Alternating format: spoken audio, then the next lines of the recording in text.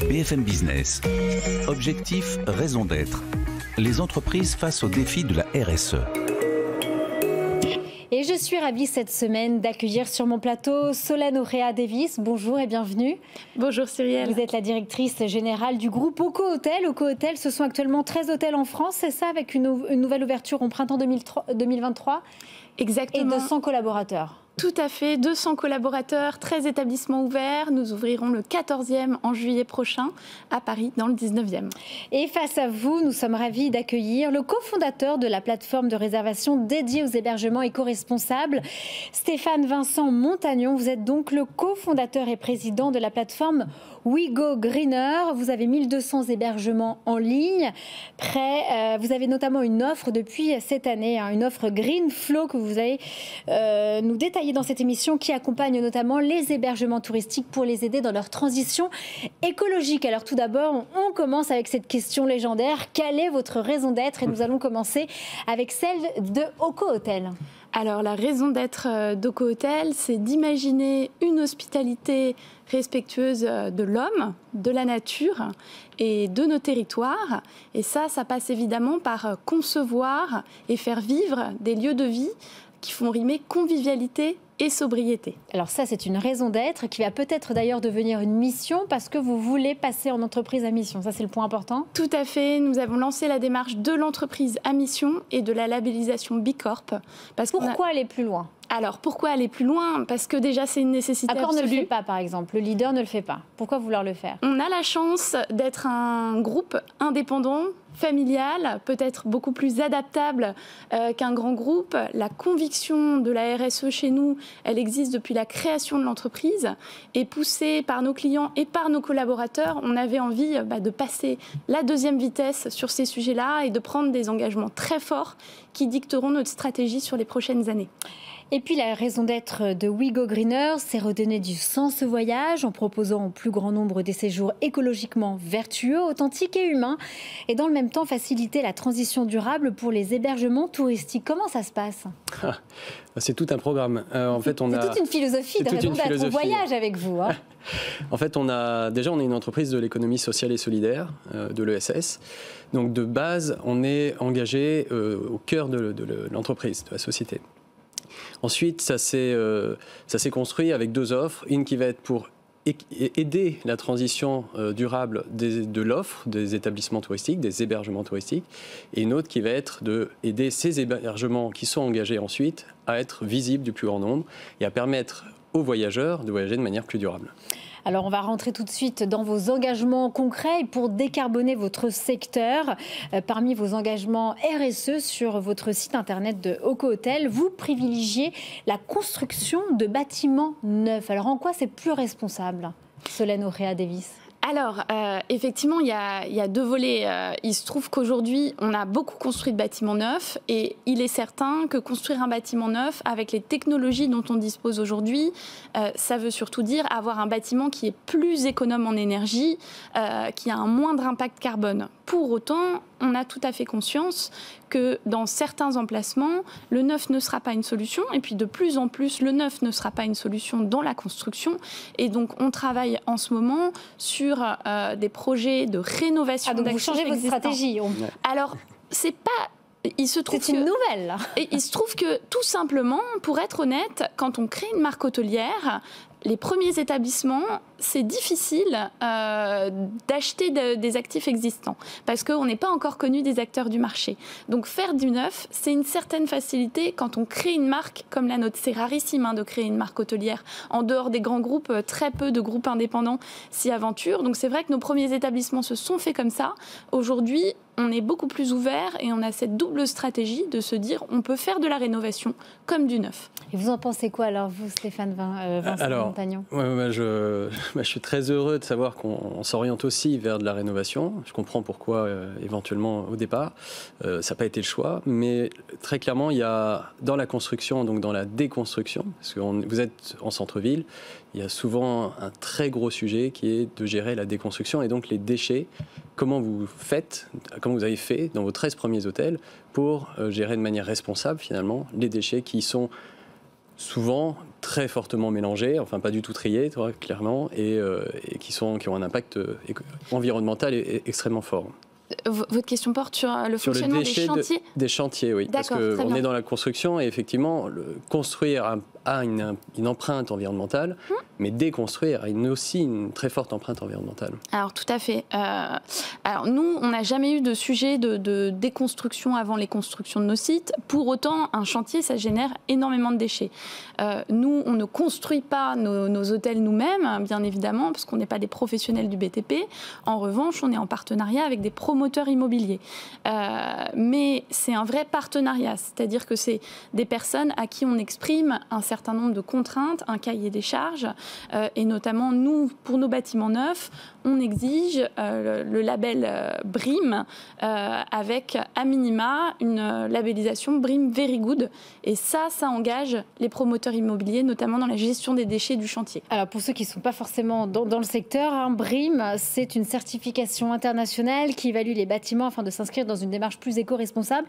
Alors de manière très concrète, quand vous dites qu'aujourd'hui vous êtes labellisé Good, voire Very Good, qu'est-ce que vous avez mis en place pour une meilleure gestion de l'eau, de l'énergie ?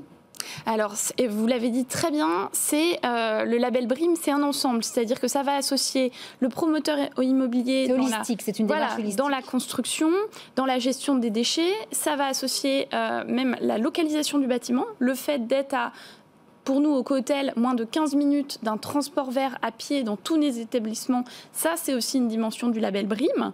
On va prendre aussi en compte le bien-être des usagers, des habitants.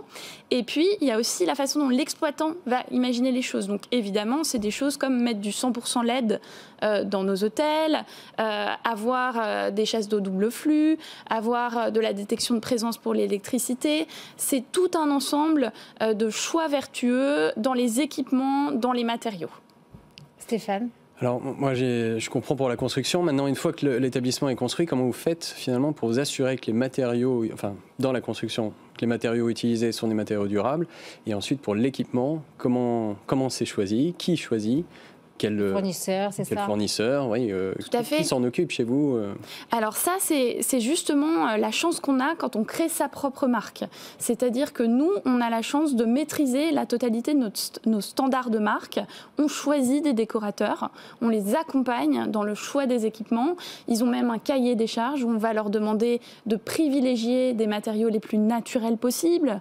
Donc aller plus vers du bois, vers de la céramique, plutôt que des matériaux qui contiennent du plastique, et ça c'est plus cher, on ne va pas se le cacher, mais ça a un intérêt en termes de durabilité, et ça c'est aussi notre métier dans l'hôtellerie, de faire des lieux qui vont durer.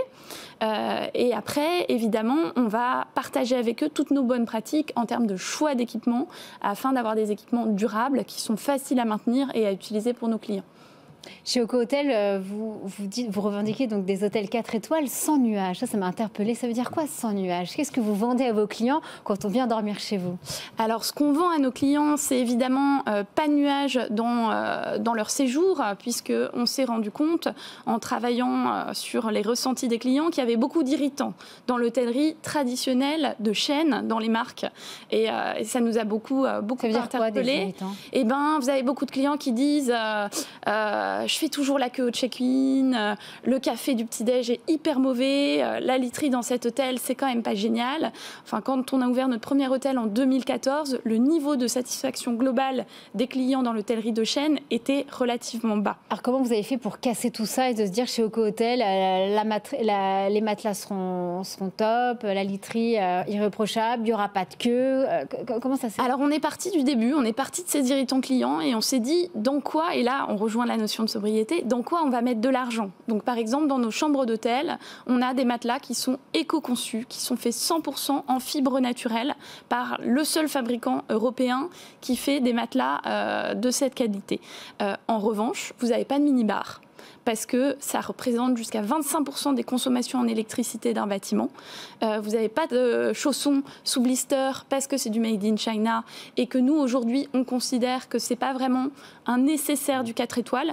Donc, en fait, on a enlevé un certain nombre de choses qui ne nous paraissaient pas essentielles dans la prestation hôtelière.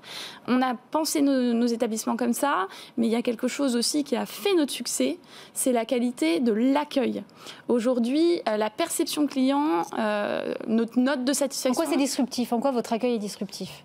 Alors, notre accueil est disruptif tout simplement parce qu'à date, on a 97% de nos clients qui considèrent que notre accueil est plus élevé que ce qu'ils ont l'habitude de connaître dans l'hôtellerie classique. Vous faites quoi? On forme nos équipes, on recrute nos équipes, on les recrute sur le savoir-être avant de les recruter sur le savoir-faire, parce que nous, on est en mesure d'apprendre aujourd'hui à des jeunes collaborateurs ou à des moins jeunes collaborateurs ce qu'est le métier de l'hôtellerie. Donc, le plus important, c'est qu'ils arrivent avec l'envie d'échanger avec le client. Et nous, ensuite, on va les former. Stéphane? Juste pour rebondir sur la partie formation et sur la partie durabilité, comment vous faites pour vous assurer que l'ensemble de vos collaborateurs ont le même niveau de prise de conscience ou le même niveau de ce qu'ils doivent faire dans leur geste métier par rapport à la durabilité, par rapport à l'impact? Alors vous avez raison, c'est un enjeu essentiel et c'est même souvent un point de blocage chez les hôteliers pour se lancer dans des démarches RSE. Au-delà de la perception du client, ils disent « Oh là là, mais moi en interne, je sens que ça va poser problème ». Nous, on a la chance d'embaucher souvent des jeunes collaborateurs. On s'aperçoit que cette génération est beaucoup plus à l'écoute, voire même en demande sur ces sujets-là. C'est aussi quelque chose qui fait partie intégrante de notre marque employeur. Les futurs collaborateurs qui rejoignent OcoHotel savent qu'on a un engagement fort sur ces sujets et c'est souvent pour ça qu'ils choisissent de travailler chez nous et pas pour une autre marque.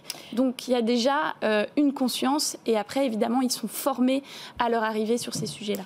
En parlant de formation, vous allez mettre en place la fresque du climat pour tous vos collaborateurs, c'est ça, dans vos 13 hôtels d'ici quelques semaines, en mois de décembre? Alors, d'ici quelques semaines, on va faire quelque chose d'un peu différent de la fresque du climat, qui est l'atelier 2 tonnes.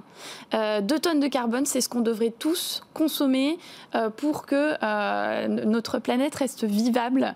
Et ça, c'est un atelier qu'on a choisi pour son côté très concret. On va faire le bilan carbone de chaque collaborateur qui va participer à cette formation et à l'issue de ça, se poser les questions sur les bonnes pratiques qu'on peut mettre en place chacun dans sa vie quotidienne pour atteindre ces 2 tonnes. Et ça, c'est intéressant parce que faire cet effort dans sa vie quotidienne, c'est aussi un bon moyen de comprendre pourquoi demain il faut le faire. Comment on fait pour réduire l'empreinte carbone d'un collaborateur? Eh bien, déjà, nous, on a beaucoup de collaborateurs qui viennent en vélo. Donc, par exemple, là, en 2023, ce qu'on aimerait mettre en place, c'est, au lieu de faire une subvention de transport sur la base d'un pass Navigo, c'est pouvoir le faire aussi pour nos collaborateurs qui font le choix d'une location de vélo électrique. C'est une bonne idée, Vincent Montagnon? Oui, sûrement. C'est un début. Non, mais c'est un début. Oui, voilà, je pense qu'il ne faut pas... on ne peut pas chercher l'excellence tout de suite. C'est forcément bien à partir du moment où ça part d'une bonne volonté. La fresque du climat, c'est une très bonne idée aussi, enfin l'atelier 2 tonnes. Il y a la fresque du tourisme qui est moins connue et qui pourrait avoir beaucoup de sens. Voilà, je pense que c'est une très bonne idée d'expliquer aux collaborateurs pourquoi on le fait. Pourquoi c'est important. Après, si vous avez besoin de les former, on a un atelier on a tout un module pour former justement de manière massive des centaines, des milliers de collaborateurs sur les enjeux.